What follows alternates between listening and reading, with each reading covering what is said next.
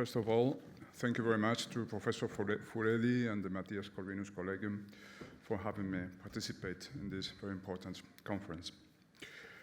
Well, there has been a long-standing academic effort invested into the investigation of populism, but these efforts did not succeed in finding a clear definition of what populism means. So actually, I think the term populism is not to be taken seriously, academically. For example, as early as 1967, a two-day conference was held at the London School of Economics with the presence of such important figures as Isaiah Berlin, and the conclusions of that conference were very fuzzy. I quote from the document: "These movements, these populist movements, are characterized by a belief in a return to or adaptation of more simple and traditional forms and values emanating from the people, particularly the more archaic sections of the people who are taken to be the repository of virtue." So the term populism does not have a clear theoretical content. I think the term is used polemically. It is used as one of the derogatory labels employed against those who criticized the tenet of the new orthodoxy, the new secular religion, which is, of course, wokeism. Anyone who defies wokeism in public will be vilified as populist, far-right, and all the rest. No? To give but a few examples, anyone who believes there is a new human being from the moment of conception and who therefore thinks human life should be legally protected from conception to natural death will be scorned as populist and religious extremist. Anyone who thinks that the natural family based on the marriage of one man and one woman is the bedrock of society and that every child has the right to be raised by his father and his mother will be vilified as populist and maybe homophobe. Anyone who argues that women are not oppressed and are not discriminated against in the West, maybe they are in Afghanistan or in Somalia, but not in the West, will be vilified as populist and sexist. Anyone who thinks mass immigration has damaged the security of so many European cities, and particularly the security of women, as indicated by this very important book by Ayan Hirsi Ali, Prey. Anyone who says that will be scorned as xenophobe and populist, of course. And anyone who thinks Western history was not a long nightmare of imperialism, racism, sexism, and so on, anyone who dares recall that it was the West that invented democracy, that invented human rights, the rule of law, etc., will be called a populist and a racist. So we can summarize all this saying that populism is one of the scornful labels used against the new right, what I call the new right. Now, this new right should not be confused with the Nouvelle Droite inspired by Alain de Benoit in the 70s and 80s. Maybe I should call my new right the new right, no? To distinguish it from the old new right. I understand by new right the variety of new conservative parties that have emerged in Europe as a response to the failure of the established right to uphold classical values such as the innocence of children, free speech, or national sovereignty.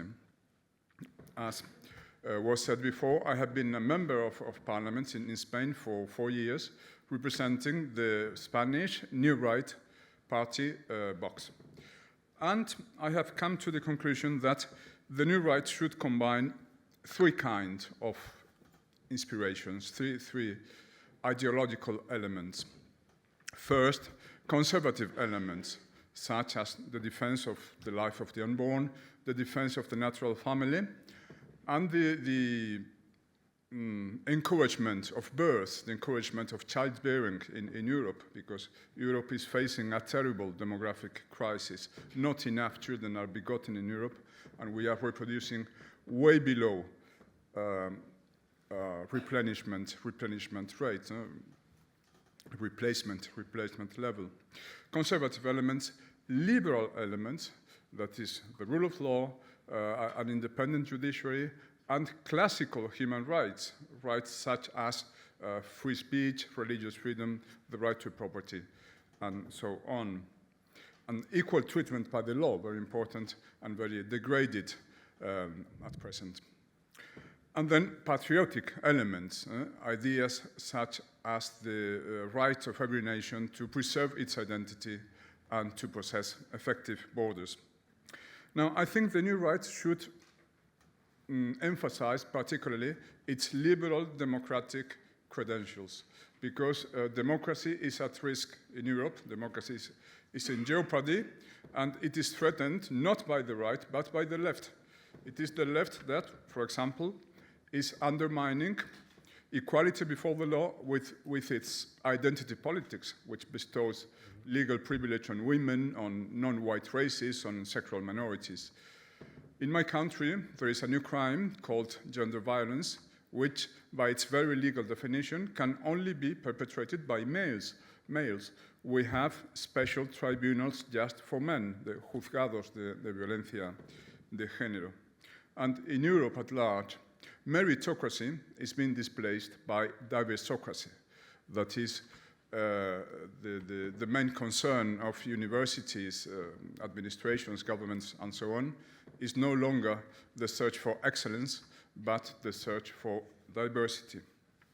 And it is the left, not the right, that is destroying free speech with its cancel culture. My Twitter account was suspended for some days, some years ago, because I tweeted the sentence, a man cannot be pregnant. A man cannot be pregnant. I did not say anything more. I did not call names or insult anyone, but my very statement was just offensive. The Spanish press at the time was greeting the great news that for the first time in history, a man had given birth in Spain. In college, in the media, even in the church, it becomes ever more dangerous to challenge the dogmas of the new woke religion. I think the success of the new right depends upon its ability to manage an adequate, a reasonable equilibrium between these three components, conservative, liberal, and patriotic. And vice versa, the big danger for the new right would lie in getting rid of some of those components. And as I have just said, the preservation of the liberal ingredient is particularly important. So the new right should beware of fringe minority groups, extremist groups that reject democracy, that reject human rights. These groups are tiny, they are not representative, but they should be excluded from the new right. And another deviation for the new right would consist in the one-sided strengthening of its nationalist, patriotic ingredient at the expense of the liberal and conservative ingredients. This is what I call the fetishism of sovereignty, which is the irrational belief that once national sovereignty is restored, all problems will be solved magically. But sovereignty is a form of collective freedom, and as every other form of freedom, it is not an end by its own sake. It is an instrument for achieving certain goals. So the new right should explain what it intends to do with national sovereignty once it is reestablished. I think the new right should employ sovereignty for the pursuit of liberal and conservative goals. I think Brexit illustrates perfectly the point I'm trying to make. Certainly, the United Kingdom is more sovereign now than it was 8 years ago. But has it become less woke? Has it managed to solve its problems of mass immigration, for example? Did birth rates and marriage rates increase in Great Britain? I don't think that's the case, which proves that national sovereignty is no magical wand. Finally, there is a sense in which the use of the populist label with regard to the new right could find some justification.